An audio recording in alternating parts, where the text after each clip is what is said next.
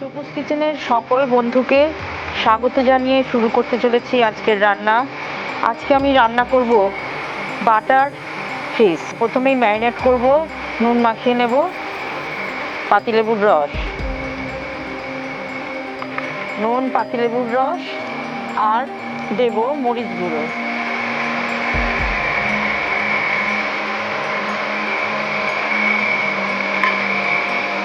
ভালো করে মাখিয়ে নিতে হবে প্রত্যেকটা মাছের গায়ে।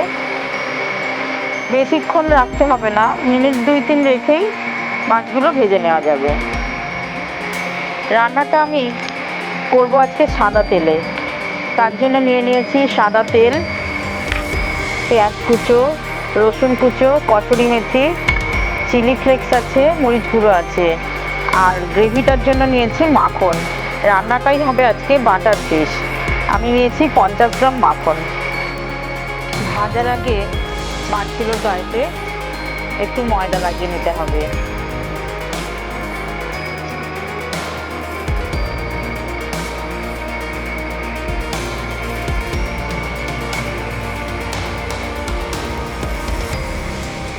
মাছগুলো এবার ভালো করে ভেজে নেব।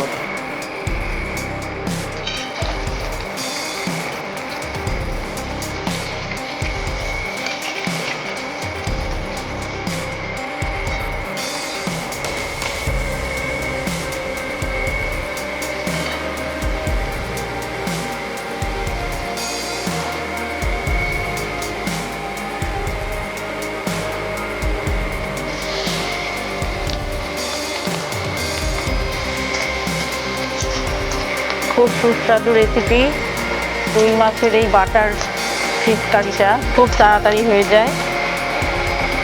পেঁয়াজের কালারটা এরকম লালচে হয়ে গেলেই রসুনগুলো দিয়ে দিতে হবে।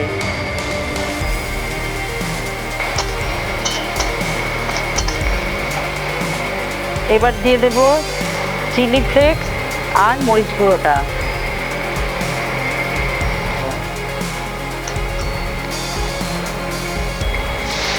অল্প জল দিলাম, অল্প একটু ময়দা দিয়ে দিচ্ছি।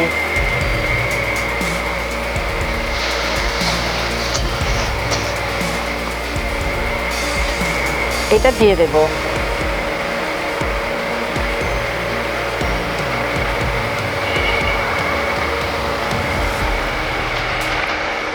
বাটারে নুন আছে, মাছেও নুন মাখানো, যার জন্য আমি অল্প নুন দিচ্ছি।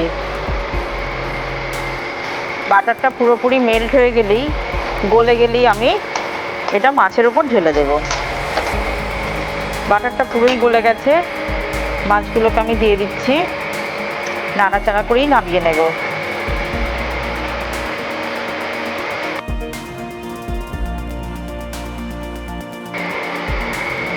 কসুরি মেথিটা ছড়িয়ে এবার নামিয়ে নিতে হবে।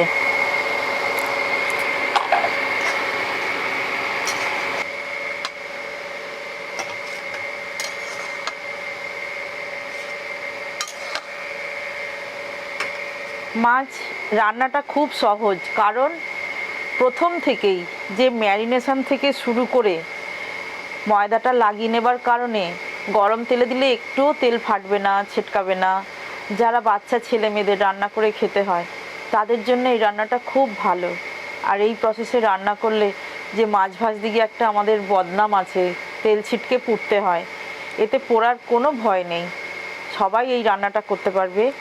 আর শেষে এই যে বাটারটা দেওয়ার জন্য রান্নাটা একটা খুব সুন্দর স্মেল দিচ্ছে, খুব সুন্দর একটা সুঘ্রাণ বেরোচ্ছে। যাই হোক, খুব ভালো। আপনারা একবার হলেও বাড়িতে ট্রাই করবেন রান্নাটা, আর দেখবেন বারবার করতে ইচ্ছা করছে। এই ভিডিওটা সম্পূর্ণ দেখার জন্য সকল বন্ধুকে অসংখ্য ধন্যবাদ। আপনারা যেভাবে আমার পাশে আছেন, পাশে থাকবেন আর আমাকে আশীর্বাদ করবেন।